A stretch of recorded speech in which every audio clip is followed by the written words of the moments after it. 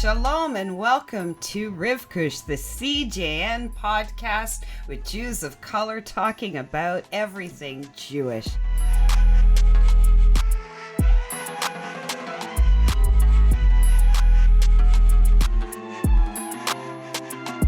My guest today, and I am over the moon, is Nissim, working on it. Nissim, you had it right, Nissim. Black. He is an American Israeli rapper, songwriter, record producer, super cool. He has been a gangster rapper, gang member, and a faith seeker. But it is his current incarnation as a faith seeker that is here to stay. An African-American Hasidic Jew who brings sharp beats and hook-filled rhymes to everyone. I'm also pleased to mention, because when I hear this just excites me to the core. He made aliyah with his wife and 7 children in 2016. There is a lot to unpack. And first of all, though, welcome. Thank you. Thank you so much for having me on the show. I really appreciate it. Yeah, well... Sorry about all our technical difficulties. Yeah, exactly. And then, of course, me pronouncing... So for the listeners, just before we were having this thing, like, so how do you pronounce your name? Because my Israeli said, like, SIM card, Nissim, but apparently it's not. So you go ahead and pronounce your name for everybody. No, it's Nissim, but what I answer to Nissim. In the hood, people can't really pronounce it, so they call me Nassim. Okay. I answer to that. Just whatever comes out of people's mouth, I pretty much answer to. But the thing is because what throws everybody off is because I'm dressed like a Hasid, which I am Hasidic. Mm-hmm. However, but I'm Sephardi. Before I'm Hasidic, I'm Sephardi. I'm Sephardi first. So Nissim is actually how you pronounce it. And now when people call me Nissim, I don't correct them. Yeah. I go by it. I'm not so machbid about it. There you go. That's kind of like me. And I've heard everything from Rivki, which is okay, Rikva, all sorts of variations, and I'm like, wow, but you know what? I just say, hi. Like, what are you going to do? Right. But it's okay. So let's talk about your journey, because I know for a fact you've done multiple interviews, and, I'm sure you've told your story many, many times, but I want to hear your story from you. So, you're all about music, you rap, and I've listened to a few of your songs, and I gotta say, your voice, just like, mm-hmm. Thank you. I can't even really find the words. I was like, it's just smooth. I was like, I could listen forever. Like forever. Yeah, awesome. Awesome. You should. Use your Spotify account and listen forever. I'm totally going to do it. So, because I think sometimes when people who aren't familiar, they're like, oh, he's a rapper. But you're so much more than that. I mean, you got your rap, in Motherland. I hope I'm saying that right. Motherland. Motherland bounce. Yeah, exactly. Motherland bounce. But then you have some beautiful melodies in your later work. It's just some smooth stuff. So you've been doing this for a while, yeah? Like I think in early 2000s. Yeah. I started, I think I recorded my first professional song in 2001, I think it was. I was like 13 or something like that. Maybe then. I first started recording professionally, yeah. I'm happy to know. Tell it to my kids. Every time I mention something like from the early 2000s, and my kids say, it's like, but that was like a long time ago. That was in the olden days. My kids call it. They say, in the olden days. But it's, I would say in short. But my story begins in Seattle. Speaking of music, my mother and my father pioneered hip-hop in Seattle. So they were the very first hip-hop group in Seattle. My mother was a rapper. My father was a rapper. So I tell people all the time, when they ask me, and I you're Jewish. Why are you rapping? I say, hey, it was in my yichus, I inherited this from my parents. I was yashin this. It wasn't something like I just started all of a sudden, I became Jewish and I want to have a rap career. And it sounds like they were rock stars, they were. So to speak. Like you really they were had, playing with Yeah, for sure. I mean, they were playing with like, Grandmaster Flash and the Furious Five and Kumo D and Open It Up. Like, and I see all these records, like they used to tell me they used to rap, but I didn't notice until like one day I was a kid and I was going through, I don't know, one of the like attic closets over there, and I was like going through and I seen this old photo album. So I went through and I'm like, wow, looking at all these like newspaper articles. It was like in the newspaper every single like week, and this is at the beginning of rap. So it was like that whole new hype of people, like when my father tells me now, he's like back in the olden days, it was just about fun. This is pre, NWA and pre, all the gangster rap and all the other stuff. So everything by then was just about having fun, and they never even knew how serious it was going to be. In fact, I'll tell you, Seattle's known. If you look in rap, apart from the grunge and everything else, you look at rap. The two biggest names out of Seattle you're probably gonna know is Macklemore, who was a good friend of mine, and also Sir Mix-a-Lot, who was one of my mentors. Of course, I know. So Sir Mix-a-Lot told me himself, because he back in the day was just DJing. He said, "I used to tell your father, and then this rap stuff ain't gonna last. It ain't gonna be nothing." That come from Mix-a-Lot, man. He said, "But I tell you," he says, "they were the first ones on it. Don't let nobody tell you different. They were ahead of the game." And so, just sort of being able to have that, which I always heard, if everybody got drunk enough, I would hear about how good they were back in the day.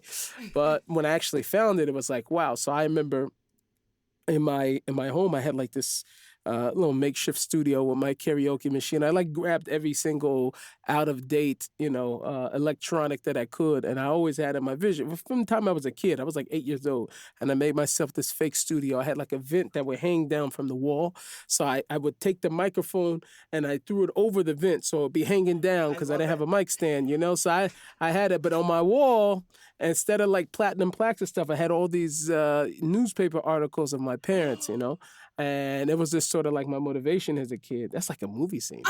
But anyway. You know what? That's exactly what I was thinking, because I could visualize it. And I literally pictured this movie of your life and that scene. That scene. Right. It was like crazy thinking about it. But that was the beginning of me just sort of as a kid. Now, I was young always. I was dancing, singing, performing, and whatever. But on the other side of that, I grew up, very much so exposed to a street life. Both my parents sold drugs.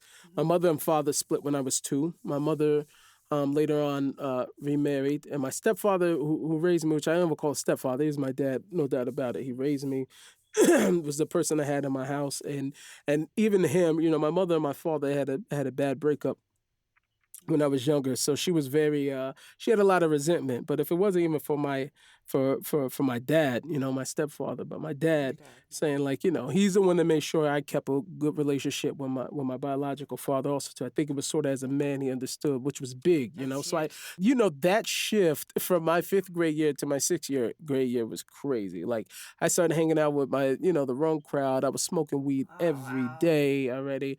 I started smoking weed. The first time I smoked weed, I was 9 years old. Dang. So already by the time I was 12, I was just like, and since everybody else with the house was so high, nobody cared. But I was like, nobody even paid attention. But had they had been really attentive or whatever, they definitely wouldn't have wanted me to go down that path early on. So it wasn't something, but it's just a part of that lifestyle, the things that you're exposed to in that world. Mm-hmm. So by the time I was 13, I had a friend who introduced me to this hip hop program that was at the Union Gospel Mission after school reach out place. It's like a reach out center, or outreach center, I should say. Mm-hmm. And that place sort of became my second home. If not my first home. I was probably there more than I was home, save sleeping. Mm-hmm. And I had great mentors there. And they really took me in, and there I converted to Christianity. They took me on this like missionary camp and whatever. And however, I kept growing. My high school years, I played football. I was on the football team, and we were really good. I was like really like I became like a serious jock. You know what I'm saying? Like very got involved. I was like first guy in the gym, last guy out of the gym. But it was so much noise and so much stuff going on at home. And as I grew up kind of grew up in a house where there was always an open door. At any given time, there was some uncle or cousin or one of my friends ran away from their home, so they were staying by us also too. My house was really a place of refuge. Illegal activity, but it was also a place of refuge for a lot of people. Illegal activity, but also refuge. There were so many people I could think back on my life that they knew that the way that they were living was not the truth, and they didn't want to be. Like, people don't realize it's not like people. Sometimes people so institutionalized in, this is the only thing I can do right now, or this is what I know. Yep. So people don't really realize. I remember, big up to my boy Jimmy Jam. I don't know what Jimmy Jam. Last time I know, he was doing time, but I remember Jimmy Jam. He was vicious in the streets. People knew him, and then, you didn't want to be on the opposite side of this guy, And I remember one day I was walking, and I was with a few of my guys, and I ran into him. And he had always, been an older guy for me, like, somebody that I looked up to, especially when I was a run around and stuff like that. And he said, "Black, stick to the music. Stay out of these streets. Stay away from." He said, "It's not for you." You know what I'm saying? Right. He said, "This is not life, man. You already have something. You need to stick with it." And those words meant so much to me coming from that guy. Yeah. You know what I mean? Yeah. So anyway, I grew up with a lot of that. So because of that, I wasn't alienated from a good heart. I was alienated from opportunities. I was alienated from seeing something beyond, what I had grew up in. And so what happened is I think my 10th grade year of high school, I was going into my 11th grade year, is where I met my wife. My wife's my high school sweetheart. Just about to ask you that. Dating. Yeah, you know I was. So we started dating at like 16. I think she was 17. Gosh. But she was, my wife had grew up much more in a Christian background, but she had kind of already by this time been on her own journey. She had become Seventh-day Adventist as opposed to being Southern Baptist, the way she grew up, and Pentecostal for most of her early years. And so she had sort of went on her own journey. So it kind of set the stage because she was already like, respecting or honoring the Sabbath, as a, whatever, as a Christian. The same day, yeah? Exactly. Yeah, they do the same day. So for her, by the time we started the journey together, there was some familiarity for her. So we go into our high school year, and we're all lovey-dovey, and you can imagine with football, and I was still making music, and now I had a girlfriend, 4 times, my first real girlfriend, right? So I was like, I'm like totally distracted to the highest degree, you know what I'm saying? School came last. And so near the end of that year, my 11th grade year, a demo of mine makes it to the desk of an A&R at a record label. I think it was Virgin Records at this time. And he started reaching out to me, this A&R, and we started having, serious conversations. And one of the things that he wanted at the time was, more gangster rap, which was really in. 50 Cent was for sure the biggest guy in hip hop at that time. So that was sort of the, what the record labels were looking at is saying, like, this is what we want. We want to duplicate the same thing because this is something that already works. Now, that obviously didn't align with my morals at the time. I was, at this point, a Christian kid. I was very involved in all the different youth groups and Bible studies and leadership programs and everything else. So it didn't really, it did not work. It did not work. However, they were offering, quite a bit of money. And so that definitely swayed me as this. Hold on a minute. Let me put out my Bible and let me get my. What's so interesting about it though was like how conscious of the decision I was, and to some degree how foolish I was, because what I said to myself was, I'm not gonna change who I am. I'm gonna be me, but I'll be the me who I am now privately, and then I'll just put on the show, saying for the money. I said, all these guys are just acting anyway, you know what I'm saying? So I'll do that. So you kind of tried to like compartmentalize, like it's like exactly, put on the costume, take it off, put it on, take it off. Exactly, exactly. And it's really was a failed mission. Yeah, because that'd be so hard on you. That would be hard on you, and it's not authentic. It's not authentic. And it just wasn't authentic to who I was. It was authentic to what I seen and what I grew up. So it was easy to replicate. But it wasn't me. And I think that once you are replicating something, or you're pretending to do things that are not true to you, if you do them long enough, I won't say that you'll necessarily become that. I say that you will forget who you really are. Though Lose you. that will happen. You will forget who you are, and that definitely happened to me because I was very, it was a confusing time. When I was with my girlfriend, I was this, goody two shoe guy. I was, whatever. Then when I was around my guys, How did your girlfriend, Alina, yeah? How did Adina. When I say Adina, Yeah. how did Adina feel about it? She was very, very supportive always. And since I wasn't that guy around her, you know what I mean? So she didn't have to go head on. But I think she was just like so in love, Um, I love that. which was I made it easy. But no, I'm joking. But she I think she was just so in love, and we just like had the love bug, and we were young, like I said, high school sweethearts. So she was just being very, very supportive, but she was never like, that was never her style of like music or anything like that. Like totally not. It was like, it was only out of support. And and also too, I think it would be her and her being grounded, whatever, that would sort of help me pull out of that later on as time went. It was good that I had her, that anchor, because if you didn't, I don't think if I didn't have her, I would have kept fooling myself. You understand what I mean? Yeah, I do. If I didn't have that person in my life to be that rock and be somebody that you can hold on to, somebody that could keep you, you would continuously keep going down this dark path that I was heading down. So anyway, long story short, the inner circle started to change. The people that were around me started to change. It was a lot of guys that I sort of distanced myself from.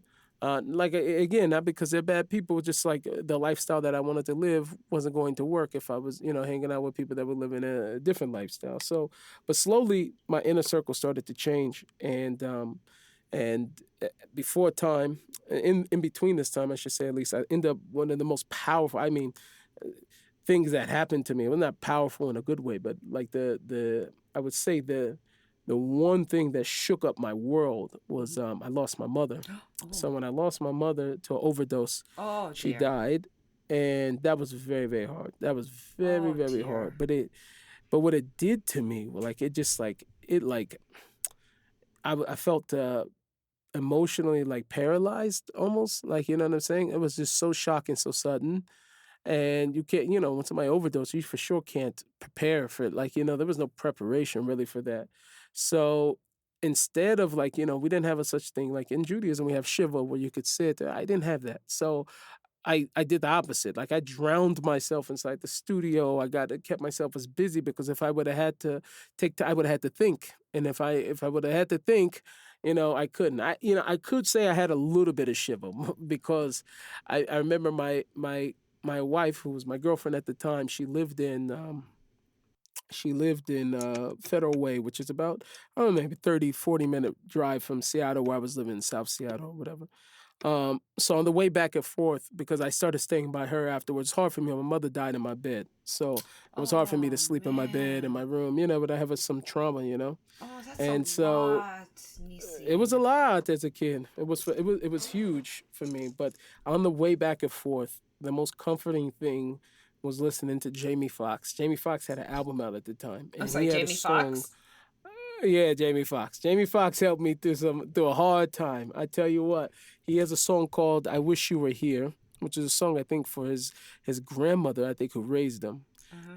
And it was a song about, after she had passed away, and I will ride up and down listening to that song on repeat. Wow.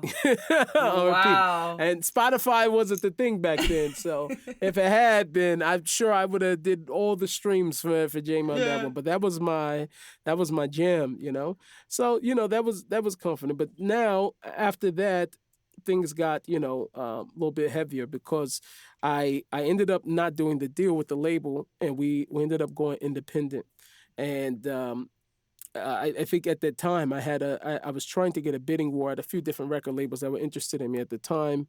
I had Virgin, I had Atlantic Records, There was Dame Dash Music Group, which is after Slim. It was after Jay-Z and Dame Dash had split with Rockefeller, Oh and yeah. then there was Shady. I think Shady Records, Eminem Okay. record These label. are So like big names, like huge. they were all big names. So I Huge. was like really thinking like this is about to happen for me, Yeah. And I don't think we played our cards right. And so at some point, everybody found out, the pushed, whatever, and nobody bit afterwards. After a while, we didn't have anything. So we decided to go independent, and which was better. I'm happy it went that way because I got to learn entrepreneurship very, very young, and selling CDs out of the trunk and got to get my own buzz. And then all of a sudden, here it goes that the local tastemakers realize, hold on, this is so and so son, this is the Emerald Street boys, Emerald Street girls, this is the son. So I became more known even as who my parents were, and now that I was doing it, so it was sort of like a beautiful thing that I'm sure they got a lot of nachas from. However, that led to some beef with another rapper who seen that I was coming out and it was very strong, and he wanted to get himself out there. So he made, standard diss track on me. That led to a physical altercation that later on led to me to a friend of mine who went up after him who tried to kill him. So that put me in a kill or be killed situation because they thought I sent somebody to kill them. Oh my gosh. So after that, you're faced with what do you do? Yeah. Do you go take another person's life? After all, this was all just rap music, It's right? music. We were pretending. Yeah. We were pretending. You were in that costume. It's like, what is happening here? Right. And it became reality at that point. And so for me, my natural response was prayer. I'm a big prayer guy right now in Judaism, like abnormally. You know what I'm saying? Especially for it shouldn't be abnormal, I would say, especially in the Orthodox world, but it is. I'm abnormly into prayer, right? You went on a prayer and I've retreat. always been that way. You went on a prayer retreat. Completely. Yeah, just recently. Yeah, right. Yes. Like literally on the retreat. Also, it's like boom, say, gone. Aaron told you everything. Yeah, no, it was emergency for me. There's a lot of stuff going on in life. I really needed to pray. So sorry about that. We had no. But you should know. You should know. It was worth it, and I literally was there for maybe 12, 13 hours straight praying both days. I spoke a little bit. I did literally with my own words, not from a prayer book. So for me, prayer is life, and when I don't have it, I feel like I'm drowning. So even as a kid, I sort of had this. So that was my natural response after not praying for years because I got caught up in this whirlwind of pretending to be something that I wasn't. That all of a sudden, now my life is on the line. I started praying. I didn't have anything else, and my miracle was that this guy called me. Because that's just unheard of. Nobody ever calls, you know what I mean? That next year even, I lost so many friends to gang violence, and they were killed by other friends, you know what I'm saying? At least other people we all grew up together with. And it was, my sister, she was 13 that next year. She got shot. Thank God she survived, but her friend who was 15, he didn't survive.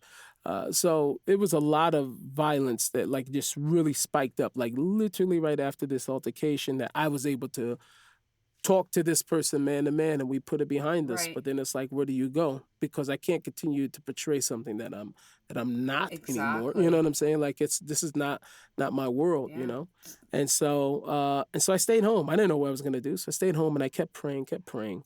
And as I was praying and as I was, having my spiritual moments, I decided to pick up the Bible again and start reading it. And so I picked up a Bible and started reading, and I just started noticing that things were a little bit different. And so I started going online, and not that nothing had changed. The only thing that changed was the fact that there was nobody around me. There was no pastors. There was no person around me to tell me what I was reading. Right? Because if somebody tells you what you're reading, you can read things into things that are there that are clearly not there. It becomes their perspective too, right? Exactly. You could be taken in somebody else's perspective, right? And so when you have nobody around and you've been like out of that space for years and you pick it up, it's like your eyes are sort of brand new. So when I'm looking at it and I'm seeing all these, passages, about, God being married to the backslider, or it talks about, what was it? One of the biggest things that I seen that, before I knew you, I formed you in the womb. That it says to Jeremiah that God was talking to Jeremiah. Like, and people have always said these passages and different things like that. And, all the different promises, the Commonwealth of Israel, always understanding these as promises to the church. And I'm looking at them, it's like, this is to the Jewish people. That was specifically said to that prophet. This was, and I had always heard them and people fly it around and stuff like that. But in context, I'm looking at it and I'm like, how did I, and I thinking like, man, I grew up in a Jewish neighborhood. I don't know anything about Judaism. You know what I mean? So I just went on this journey of sort of searching very lightly. And then I started watching, different debates between, Christians, Muslims, and Judaism. I started watching debates between creationist scientists, evolutionists, and I went on this whirlwind. I went on the that thing that YouTube does to you, and then I started buying books because I was very, very intrigued to start doing cross comparisons and different things like that. I have a few different versions of the Christian Bible. I had JPS Tanakh and Chumash. I had Quran, and I was literally spending 8 hours a day busy with this stuff. 8 hours a day. And it took up so much of my of my time and my life, but it was so crucial for me because there was a sort of there was an awakening happening inside of my heart where I certain things that I will remember even as a kid of how much I had this great longing to be close to God, and that was like it's hard to explain what was happening, because as I was working out my confusion with all of this, obviously, as you can imagine, going through all these different texts, I started fasting. I was going 3 days in a row with no food. I was going out praying for hours until my eyes like bloodshot red, just trying to navigate through everything that I was learning. And because of that, it put me in a certain distance. I mean, from a physical standpoint, learning just learning about physiology. Right. Even if a person is fasting, it brings about a certain clarity to a person's mind in the first place. So what it does to a person spiritually, they experience Yom Kippur, whatever, is that the person becomes more sensitive even spiritually. So it was a high flying time for me as I was. But to make a long story short, I don't know how much shorter I can get after being this long, but that led me in the path of Judaism. Judaism reigns supreme. And like I said, it wasn't a matter of everything that went wrong. Because all the time people ask me what was it? The one thing about Christianity, what was it like? It wasn't about this. The Jewish case was just so strong. Yeah. You understand what I'm saying? That it just couldn't be ignored. Okay. It didn't even it took me a while afterwards to start really going through and saying, okay, well this doesn't line up with that. That doesn't line up with that. But that was not my initial. Growth, I would say, as I was going into Judaism. I was much more so mesmerized at how the Jewish people could still be here. Yeah, I guess the prophets. I guess it's not. Go ahead. Because people think. I guess people were thinking, what did you? It wasn't like you were running away from something. You were running to something. I was running and that to is something. That is a always. Very different thing. Right, it is, and that's what happens to a lot of people is that since they're running away from something, they would have to at least question the motives behind the running. You understand what I mean? I do. What are the motives of what you're running away from something? You know what I mean? Maybe a lot of times is something's more restrictive. I need something less restrictive, or or whatever it is. Right. However, for me, it was just it literally was like a fire burning in my heart, and I could not allow myself to just sit and act like my whole world just didn't get flipped upside down. So that was the sort of the journey that I had, and my wife came along with me. In the beginning, she was resistant, Okay. very resistant, and I was blessed to not push and to know not to push, and she had her own journey and her own questions, and we worked through it together. And my wife's sister was dating my best friend, who was my best friend since kindergarten, and by this time we were already making music together. me and him, and we were all on this journey together. So we didn't know. We started with a Bible study group just between us, and then more people started coming. And then before you know it, I had to take the whole cabana because we were having more people coming in. It's and kind I was of incredible. This Bible study group. It was crazy. That is I'm trying to picture this. It's that is. Yeah, it was a journey. Wow. It was definitely. But it sounds like it was a beautiful shared journey.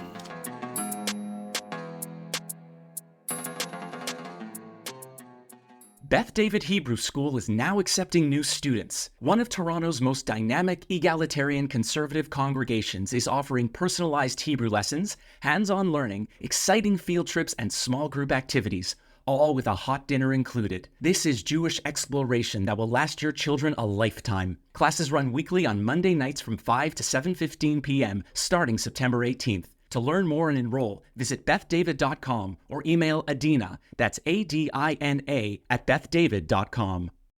But yeah, that's it in the short version. I'm kind of I'll let you ask some questions on your podcast. Let me process some stuff first. I'm just because as you're speaking, it's for me, because you just pulled me in for one thing. You see, that's why you are who you are. You pulled me in, and I was seeing it like a film. So I'm picturing as you're talking, I'm seeing the action. So when you were talking about everybody joining this group and learning together, I just pictured I saw it. So you brought me in, but wow. So you could have stayed in the US of A forever, really. As I could stay in Canada forever. But something clearly drew you to Israel, because I do remember, I don't know if you recall, but I think we first connected, albeit briefly, years ago. And I can't even remember what the occasion was. And I flipped you some email or a message about something, or commented. I can't even remember. Oh, It was a long time ago. But and I know you came to Toronto at the see my inbox since then. Yeah, I can imagine. I know you came to Toronto at least a couple of times, correct? Yeah, you're right.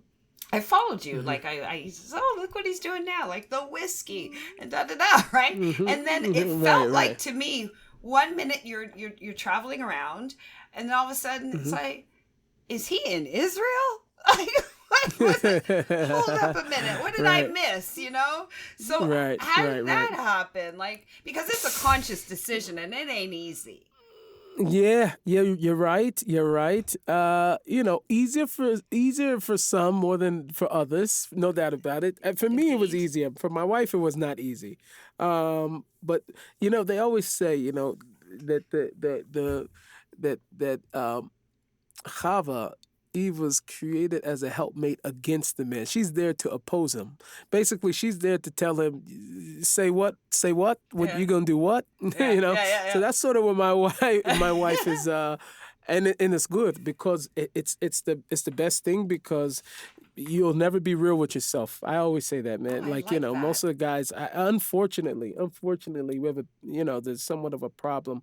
Not to talk on a sad note, but I want to say that there's just over the last couple months of how I've been hearing about people that got married, and you went to the chasana, you heard about it, and a month later the divorce, and just and every time you talk to the guy, what does he say? Man, she was crazy. And I'm just well, listen, do you know that we think differently? Do you realize that everybody's not going to agree with you, so that doesn't make them crazy?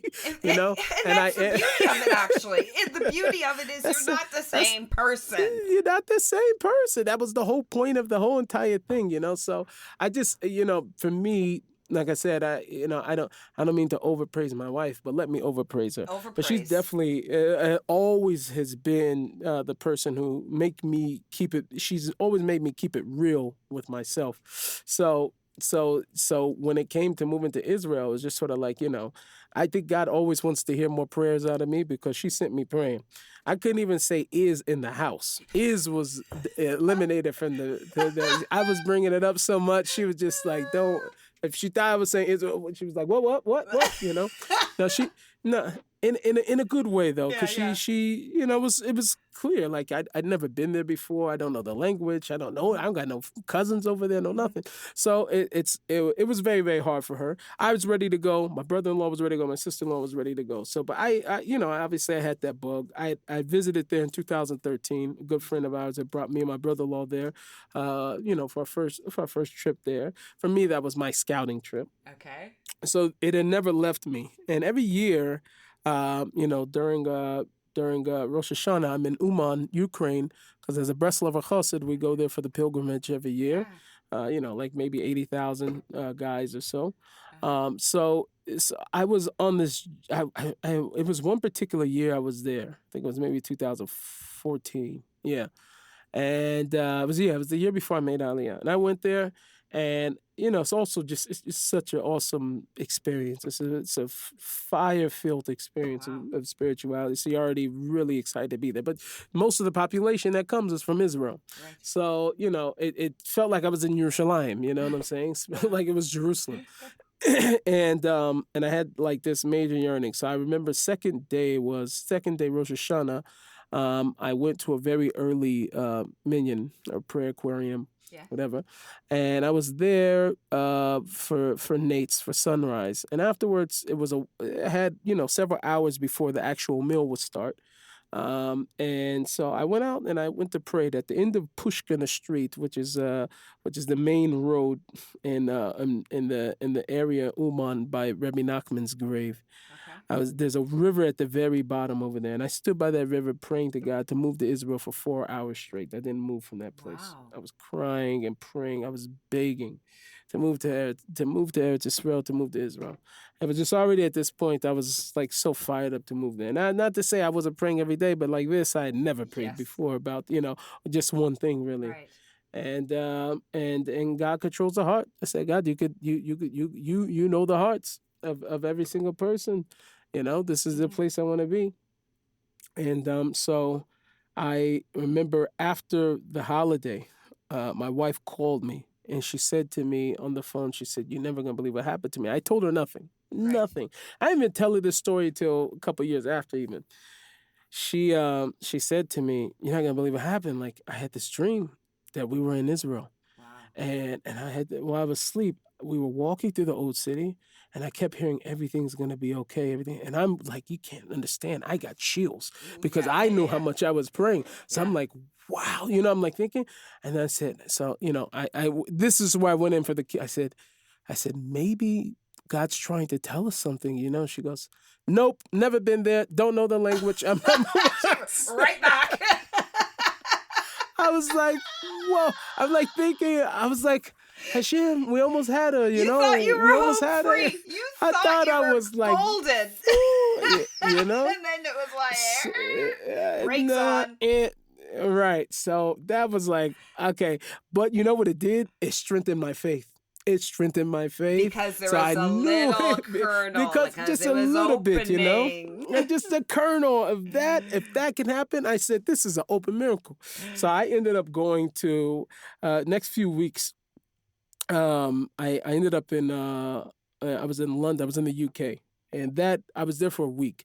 Started off in London, and by Shabbat UK, I was in Manchester, in Whitefield.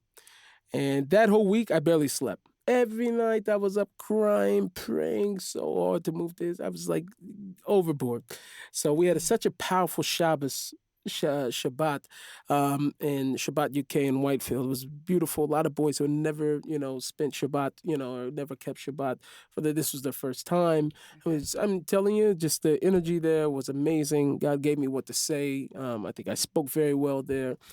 So much so where a lot of the people there were like, listen, maybe you come and work here with the youth. Like this is, you know what I mean? You seem to have really something. And I told everybody, I said, I can't. I said, in a few months, I'm making aliyah, moving to Israel, you know? And everybody was like, Mazel Tov. I'm going to Israel. Exactly, right? They're like, Mazel Tov, and I'm taking l'chaims and everything else. And everybody like, I'm moving. Yeah, I'm dead serious. If they would have called my wife, she'd like, I don't know what this guy is talking. I have no idea. Oh, yeah. All right? Yeah. I'm telling you, because I still couldn't say is in the house up until this point. So I didn't bring it up. And I remember I came back from this trip. It was maybe a day or two. And we were just in the living room, me and my wife, and she looks up to me and she says, we should move to Israel. She's like, and she had all this, she just like said out the blue, like it was her idea or something. And she's like, there's so many reasons why we should move and for the kids and the whatever. And we have to do it. When you picked yourself up off the floor. Right. I was like tripping out. I was like, wow, I was like, yeah. I was like, you got a point. And so we ended up making aliyah. I mean, maybe 3, 4, 5 months after that, we left everything behind. That's pretty fast. Yeah, we moved very, very quick. Yeah. Well, what happened was, I probably should leave out this nuance. I don't want people to think I'm a bad guy, but I was really yearning. So what happened was, I had kind of already started the aliyah process without my wife knowing. I don't know if I want to hear this. But I shouldn't be surprised because you already told people in the UK that you were like this. I was like, because I was so confident. After what I experienced before, I was like, oh yeah, God's with me. I already know that this is gonna happen. It was a certain type of what we call in Hebrew, certain azus digdusha, like a certain holy brazenness, to approach God, even though we're not worthy, but but it's for a spiritual thing, and God, you want this more than I want it. You understand what I mean? So I'm only asking. Yeah, with some chutzpah, you got to go with it. He's my tati, he's my ab, he's my father, and if it's something good that is only going to be, so he wants it more than I want it. So, but you got it. But the thing is, you have to have a level of faith and bitul to where yes and no are the same answer to you. So it's two things. You got to be able to have that balance. So, but at least I had started this aliyah process, and they kept on saying to him, when do we meet your wife? Oh, yeah, soon, whatever. So they had already been sending me documents. I was signing them. In my head, I'm thinking, it's reality. What's wrong with you? It's reality. I know. I'm a bad boy. I made a lot of tshuva about this, Yeah. Anyway, so it worked out. It worked out that my wife was actually very happy that I did it because it saved us a lot of time. So we were able to move it along pretty fast. And so we ended up moving there, sight unseen. She had never been there before. We didn't even have an apartment the day we landed. We landed and started looking for an apartment, and we got into something that night, and we were there for about a year in Rehavia area or something like that. But we really moved on Amuna, So that was my aliyah story. For those of you who are any remotely familiar with Israel, to just kind of land with your wife, kids, no place to go. You're just asking for all sorts of everything wrong. Yeah, now you see why I have an HBO show now, right? You see, they all sell it. So HBO shows. Talk. Yeah. So that's been in the development now for a while. We did a deal with HBO. It was just this story was like you could look at it. This is my story. I guess it could be a drama. I was approached by a few different networks or different production companies. About my story. One wanted to do like a 4-part series of a drama. One wanted to do a documentary, and then HBO approached about doing a comedy. They really like the comedy. About that, yeah. Yeah. They from their side, from the PR team at HBO actually had published that after we did the deal with them. That Motherland Bounce is actually going to be turned into a TV series. God willing, we'll see. Right now, the writers in Hollywood are on strike, so that slowed everything down. But there's been the beautiful episodes written already. Okay, hold up. And waiting for the Hollywood strike. Want to talk about stuff? So is there a role for a Black Jewish Canadian fond of Israel working on her Hebrew, goes by the name of Rivkush? Is there I'm happy to wave in the background. I'm happy to just stand there. I can just listen, pose like a statue. I don't know how. That's a good question. I don't know how much control. We may have to ask Sally Richardson about that one. Since this is technically our show together, but she's definitely she's producing it, directing it. It's spelled Rivkush. Rivkush, got it. Annie Got Rivkush. Okay. Got it. You see, So, I can be brazen I ain't saying no. I'm just saying, you got to talk to no and yes talk to the right people. Be the same thing. Yes, can't be the same. I hear it. Exactly. Already using my own material against me. Got it. So hopefully, like I can't wait. Yeah, the strike puts a little. It just slows it down. Yeah, slowed it down. The actor strike we're a little less worried about, but the the writer strike definitely was something that put Moshe Kasher was writing it. Shout out to Moshe Kasher. Yeah. Put things on hold, and then but since then, so many other networks have reached out to us about other stuff. So there could be even more stuff that can work in tandem with this working out. I can't speak on yet, but. Okay, so I can wait before I send you the email with my deets about up and coming projects and being like a background actor who just stands there. Gotcha. Exactly. Tell you, I ain't got no shame. For sure. Oh my goodness. How's your Hebrew? Or let me say it like an Israeli. How's your Hebrew? Eventually זה טוב, ברוך השם. Oh, good. יש לי כמה מילים. ברוך השם. My kids are like full-blown Israeli, so you got to know something. Right? Yeah, they're like kids. My kids picked it up in like 5 months. Yeah. In correction, I did make aliyah with 4. Now we have 7. So we have 3 that were born here, so they're Israeli. Lagamre. As we would say. Yeah. But all my kids, I pick up so much Hebrew from my kids. They're like correcting me as I'm like talking to some people on the phone. But I tell them, I give them free way. You're not really supposed to correct your parents, all right? According to Jewish law, you don't just like correct your parents, right? But for them, I tell them, if I say something wrong, fix me on the spot. I need to. That's the only way to really pick it up, That is true.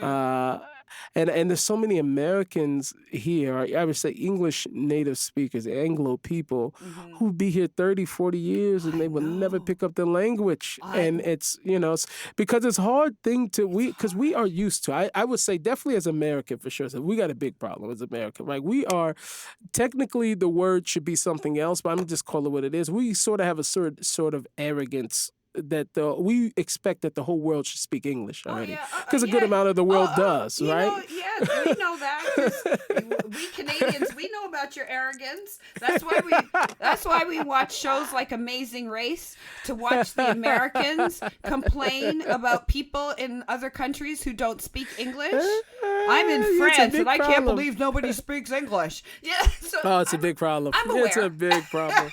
Yeah, exactly. So there's sort of this weird expectation from us that everybody should speak English, and so and we know on the flip side, because a great amount of the world does speak English on varying degrees of level, so there's so many accents that we come across, right? So we know how stupid it looks for somebody to be making mistakes in their English, right? So nobody wants to be that person in another language, and that's what it takes. You have to, look, like I have a friend who's Israeli, and all the time, I remember every time he would say, like, speaking in the future tense, he would say, "I came to get you tomorrow." You know what I'm saying? I came to get you tomorrow. Yeah. And I just was used to his accent, so I never said anything. But then when I started thinking about it, I started speaking Hebrew. I was just like, man, I sound like that. You know what I'm saying? Let me tell you. Past tense, future tense, So, you got to kind of be brazen enough to get through it, 100%. So here's the thing. I wish you could see my office, because it has one whole full shelf of Hebrew language learning text. My equal other, who did tell me that, pronounced your name incorrectly when I asked him, even though he's Israeli, he says I probably have the best collection of learning to speak Hebrew books he's ever seen. He said I could probably open up a bookstore. I lived in Israel for a year in a place called Arad, where pretty much no one speaks anything but Hebrew, Russian, and Arabic. By the time I left, lots of people spoke English. Let's see. again, my equal others Israeli, our friendship group are Israelis. I should be fluent, and I'm currently enrolled in Hebrew, actually formally. Right. So here's the thing. Right. I can understand. If we keep talking, I can understand. I'm very, very, very shy about responding for some of the things you alluded to. It was right. And here's what happened. I could probably tell you the exact date this happened to me, but I'll tell you the year. It was 2012 in Israel, in the Negev, driving from Beer Sheva, and my friend asked me something or said something, and I said, Lama lo. But I didn't say it, Lama lo. He says I said it like this, Lama lo, Lama lo. And I'm like, I didn't say it like that. He goes, oh, your accent. Ugh. And I was like, but wait a minute, you speak English with an accent? Do you hear me saying, oh, no. Lama lo. Ever since then, I have been so shy about speaking. So shy, right? I know. So, but I know gotta the be feeling. brave, man. You so know I'm what? trying to be brave. You got to be brave, and that's something I have to get over all the time. Also, too, me myself, because I get very, very shy about speaking. Also, too, because it's more than just that. It's like, let me be vulnerable now. I'm also celebrity. So so a lot of times I'm asked to speak or to come places or something.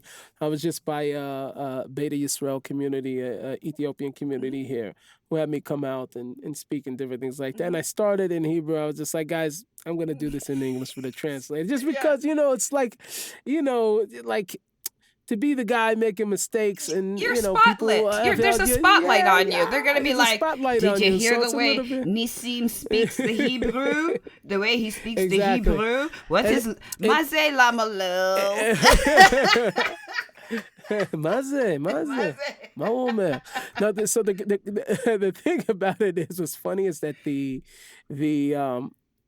nuance is like, there's that. I look at it this way. I'm also doing a mitzvah for other people. I'm stopping other people from speaking Lashon Hara. You know what I'm saying? Because they would be speaking Lashon Hara about me if they heard me give out a whole thing in Hebrew. So I'm helping them out. I'm totally using that. So I'm just looking out. You're too funny. That's all for sure. Oh my God. So because I could go on forever, and it's getting late for where you are too, and I'm cognizant of that. For a second there, I forgot that, hey, I'm not in Israel right now. But I do want to ask you, tell me, because I'm not even joking when I talk about whiskey. I love whiskey and I love bourbon.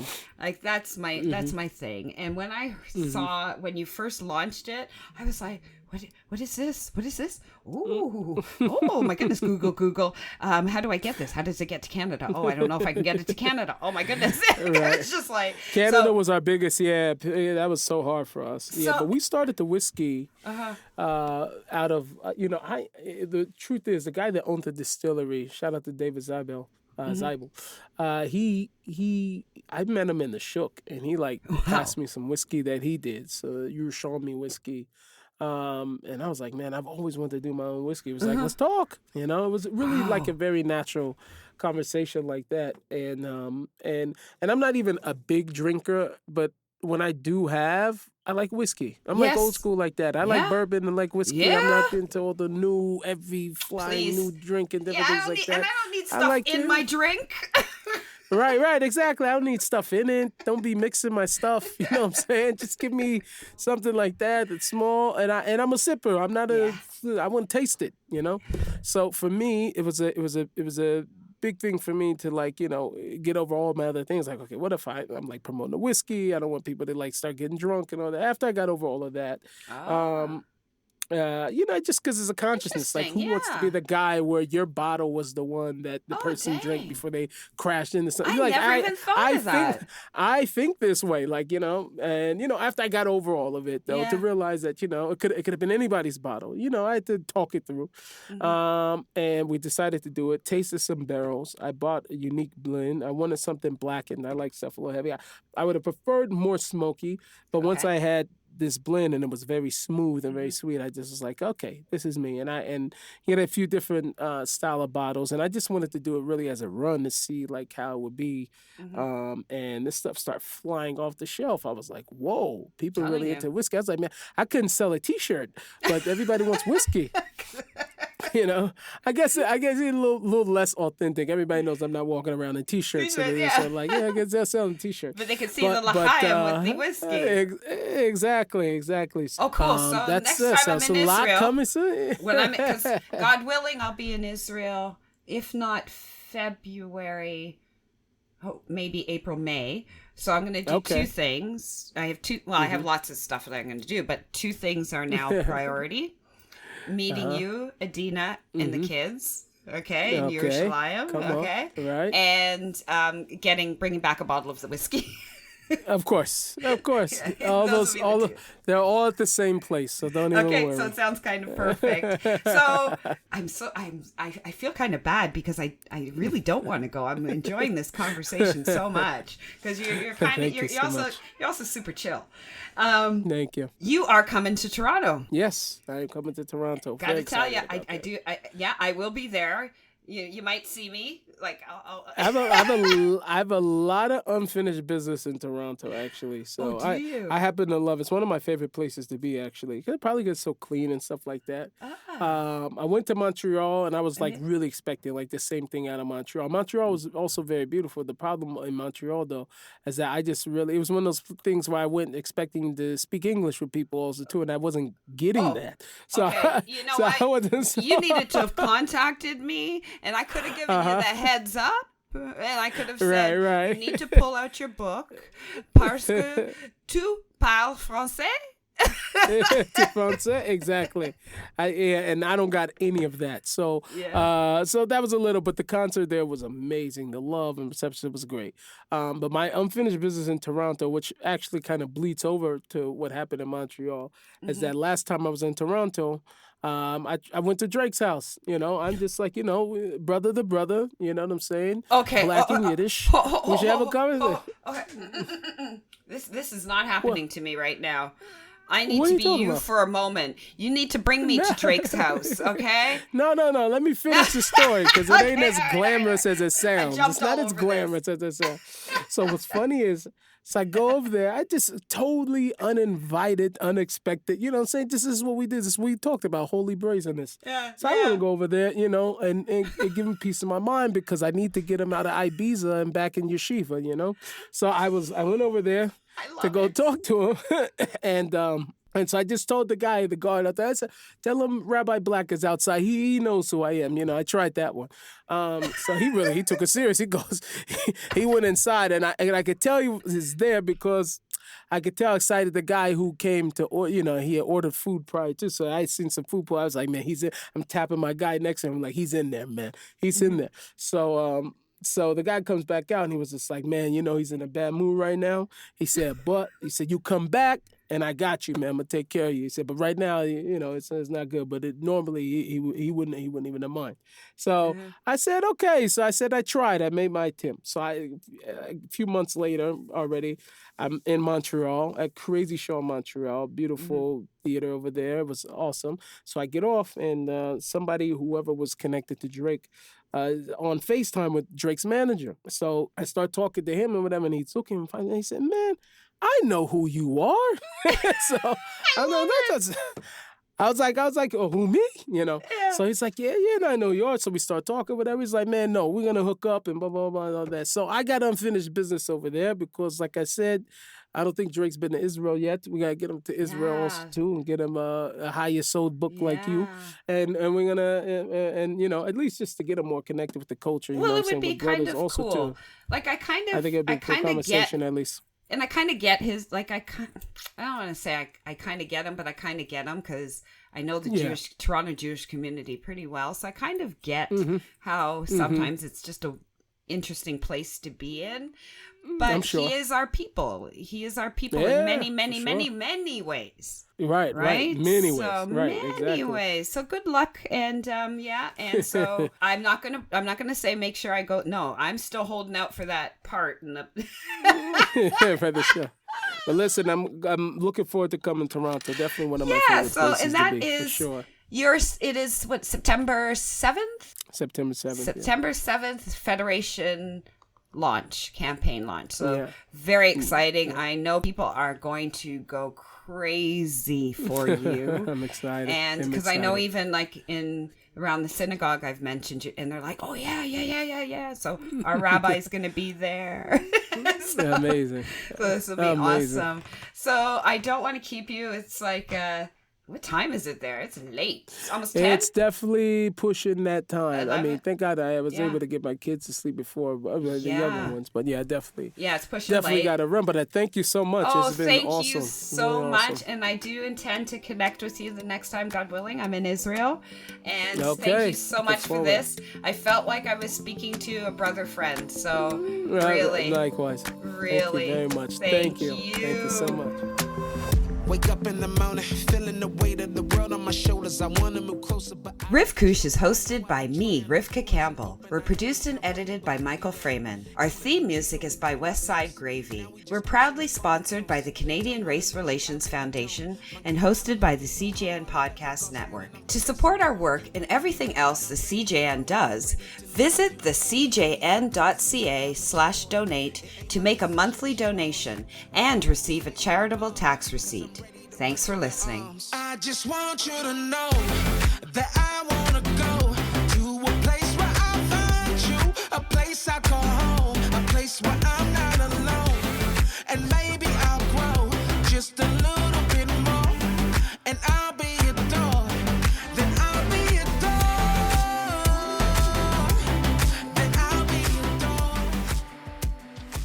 Jewish comedy legend Modi and Hasidic rapper Nissim Black are coming to Toronto to perform live at UJA's campaign launch on September 7th. Visit jewishtoronto.com to get your tickets today. Don't miss Modi and Nissim Black on September 7th. Go to jewishtoronto.com for your ticket today.